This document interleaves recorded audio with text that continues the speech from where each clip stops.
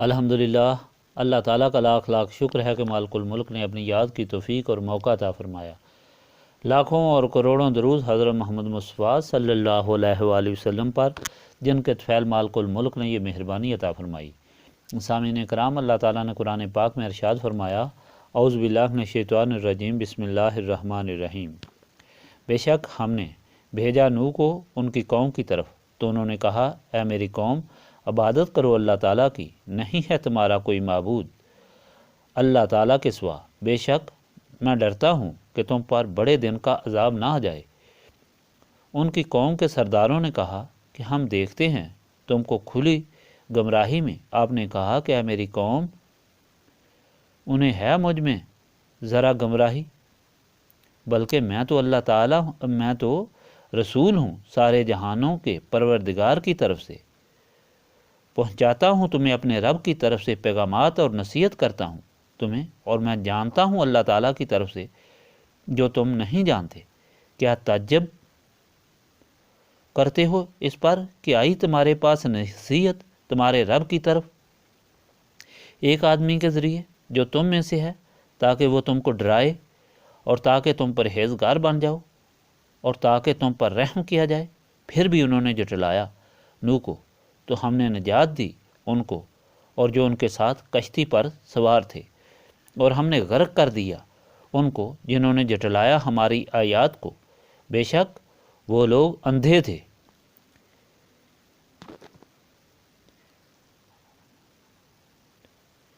پچھلے اللہ تعالیٰ کے فرمانوں میں آپ سنتے چلے آ رہے ہیں کہ اللہ رب العالمین ہے۔ انسان کی سب سے بڑی ضرورت جو ہدایت ہے، جس کے بغیر انسان نہیں بن سکتا بلکہ حیوان سے بھی بدتر ہو جاتا ہے، وہ ہدایت مخلوق خدا کو کتب سماوی اور اپنے رسولوں کے ذریعے دیتا رہا، اور کبھی ایسا نہ ہوا کہ ہدایت دینے کے بغیر کسی کو چھوڑا ہو یا اس کو غرق کیا ہو۔ اسی طرح شیطان بھی اپنے کام میں لگا رہا اور مخلوق کو ہر طریقہ سے گمراہ کرتا رہا۔ جن لوگوں نے رسولوں کی اطاعت کی اور جن نسبت رسولی سے ممکن ہوئی، ان پر دونوں جہانوں میں اللہ تعالیٰ کا رحم ہوا اور وہ سرخرو اور سرفراز ہوئے۔ جن لوگوں نے شیطان کے بہکانے پر رسولوں کی اطاعت نہ کی، اللہ تعالیٰ کی آیات کو جھٹلایا، مذاق کیا، انہیں تکلیفیں اور اذیتیں دی، بعض نے رسولوں کو شہید بھی کیا، ایسے لوگوں پہ دنیا میں اللہ تعالیٰ کا عذاب، آسمان سے پتھر برسے، آگ برسی، بستیاں الٹا دی گئیں اور سور اور بندر بنائے گئے، غرض دونوں جہانوں میں روح سیاہ ہو کے ذلیل ہوئے۔ آخرت میں ان کو سخت عذاب جہنم ہوگا، جہاں ان کو پینے کے لیے ابلتا پانی، خون اور پیپ دیا جائے گا، کھانے کو تھور اور زقوم کے کانٹے دیے جائیں گے، اور ان کو جنت اور جنتی بھی دکھائے جائیں گے، اور ان کی اعلیٰ خوراک اور اعلیٰ رہائش بھی، تاکہ ان کو حسرت کا بھی عذاب ہو۔ پھر اللہ تعالیٰ نے یہ فرمایا کہ جس اللہ تعالیٰ کی اطاعت کا حکم ہوا، عبادت کا حکم ہوا، اور جس کے ساتھ کسی کو شریک نہ کرنے کا حکم ہوا، وہ خالق ہے، وہ رب ہے، اور وہی پیدا کرتا ہے، مارتا ہے، اور جنت اور جہنم کا مالک ہے۔ آسمان و زمین اور جو کچھ اس میں ہے، سب اس کی پیدائش سے اور اس کے حکم کے تحت فرائض انجام دے رہے ہیں۔ سورج، چاند اور ستارے قطعاً حکم عدولی نہیں کر سکتے۔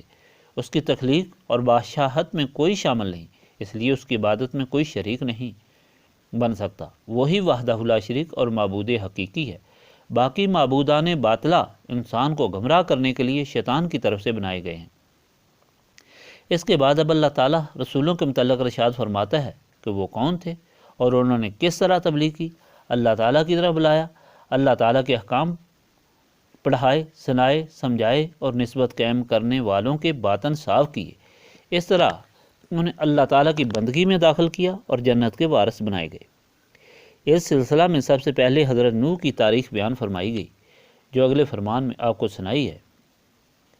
حضرت نوح حضرت آدم سے 10 پشت بعد ہوئے، اور انہوں نے ہی پہلے باقاعدہ تبلیغ کی خدمت انجام دی، اور ان کی عمر تقریباً 950 سال ہوئی۔ آپ کی پیدائش کے وقت آپ کے والد کی عمر 182 سال تھی۔ نوح کا نام شاکر بتایا گیا، اور آپ کا نام نوح اس لیے مشہور ہوا کہ آپ اللہ تعالیٰ کے خوف سے بہت روتے رہتے تھے، یہاں تک کہ آپ کی آنکھوں کے گرد گھڑے پڑ گئے تھے۔ آپ نے اللہ تعالیٰ کے حکم سے اپنی قوم کو اللہ تعالیٰ کی طرف بلایا اور فرمایا کہ تمہارا معبود اللہ تعالیٰ کے سوا کوئی نہیں، کیونکہ ہر چیز کا خالق اور رب اللہ تعالیٰ ہے، جس کی تخلیق اور ربوبیت اور بادشاہت میں کوئی شامل اور شریک نہیں، اس لیے عبادت کے لائق بھی کوئی نہیں۔ اور فرمایا وہ رحیم اور کریم ہے، جو اتنے احسانات فرما رہا ہے، اس کے سامنے بغاوت کرو گے اور اس کے ساتھ ان کو شریک کرو گے جو خود اس کی مخلوق ہے، نہ بولنے کے نہ جواب دینے کے قابل ہیں، تو یہ ظلم عظیم ہے۔ اس پر اللہ تعالیٰ تم کو عذاب دے گا، ایک دن اس نے حساب کے لیے مقرر رکھا ہوا ہے، جب سب اس کے سامنے جمع ہوں گے، سب کھڑے ہوں گے اور ڈر اور خوف سے کانوں تک پسینے میں ڈوبے ہوئے ہوں گے، ہر ایک کے اعمال تولے جائیں گے۔ اگر کسی کو ایک نیکی بھی ضرورت پڑے گی جس سے وہ جہنم سے بچ سکتا ہے اور جنت میں داخل ہو سکتا ہے، تو وہ اپنے سارے اعزاء و اقارب سے، ماں باپ، اولاد، بہن اور بھائی، سب سے اس نیکی کی بھیک مانگے گا، مگر وہ سب یہ کہہ کر انکار کر دیں گے کہ ہمیں خود ضرورت ہے۔ اور ڈر اور خوف سے نوح نے فرمایا، ایسے عذاب کا مجھے خوف ہے کہ تم پر آئے گا جو اللہ تعالیٰ کے احکام کے خلاف بغاوت کر رہے ہو۔ آپ کی تبلیغ پر جو بولے وہ آپ کی قوم کے سردار تھے، انہوں نے کہا کہ نوح تم تو گمراہ ہو گئے ہو، معبودوں کی جگہ ایک معبود کے متعلق بتاتے ہو۔ نوح کو کہا تم ہماری طرح انسان ہو اور اللہ تعالیٰ سے تمہارا تعلق ہو گیا۔ حضرت نوح نے فرمایا کہ میں گمراہ نہیں ہوا ہوں، میں اللہ تعالیٰ کا رسول تمہیں اللہ تعالیٰ کی طرف بلا رہا ہوں، تم کو نصیحت کر رہا ہوں تاکہ تم عذاب الہی سے بچ جاؤ۔ میں اللہ تعالیٰ کی طرف سے وہ جانتا ہوں جو تم نہیں جانتے، اس بات پر تم تعجب کر رہے ہو کہ میں تم میں سے ہی ہوں اور مجھے اللہ تعالیٰ نے ہدایت کے لیے چنا ہے۔ اگر انسان کو تمہاری ہدایت کے لیے نہ چنا جاتا تو کون تم کو ہدایت دیتا؟ اگر فرشتہ ہوتا تو اول تو تم اس کی ہیبت سے مر جاتے، دوم یہ کہ تم کو شیطان یہ سکھاتا کہ یہ تو فرشتہ ہے۔ اس لیے اللہ تعالیٰ کی بات سے غافل نہیں ہوتا، نہ سوتا ہے، نہ کھاتا ہے، نہ پیتا ہے، نہ نکاح کرتا ہے۔ تم بشر ہو کر یہ سارے کام کس طرح کر سکتے ہو؟ تم کو اس گمراہی سے بچانے کے لیے صرف انسان ہی کو رسول بنانا ممکن ہے، جو اور کوئی نہیں ہو سکتا۔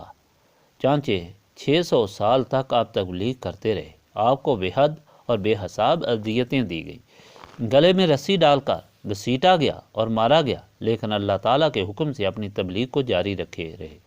آخر ان پر عذاب پانی کے طوفان کی شکل میں نازل ہوا، آسمان سے پانی برسا، زمین نے اللہ تعالیٰ کے حکم سے پانی باہر پھینکنا شروع کیا۔ نتیجہ یہ ہوا کہ پہاڑ بھی ڈوب گئے، صرف وہ بچے جو نوح کے ساتھ آپ کی کشتی میں سوار تھے۔ یہ کشتی نوح نے خود بنائی، اور جب لوگ دیکھتے تو وہ مذاق کرتے کہ اتنی بڑی کشتی 3 منزل کی کیا ضرورت پڑی، یہ پانی میں کس طرح تیر سکتی ہے، اور اتنا پانی کہاں سے آئے گا؟ آخر طوفان آیا تو وہ سارے غرق ہو گئے، صرف وہی بچے جنہوں نے آپ کی اطاعت اختیار کی، آپ کے ساتھ نسبت قائم کی۔ آپ کے بیٹے نے نسبت قائم نہ کی تو وہ بھی غرق ہو گیا۔ چانچہ ہمارے لیے یہ سبق ہو گیا کہ اللہ تعالیٰ رحمان رحیم ہے اور رب ہے، لیکن اگر اس کی اطاعت نہ کی جائے تو وہ جبار اور قہار بھی ہے۔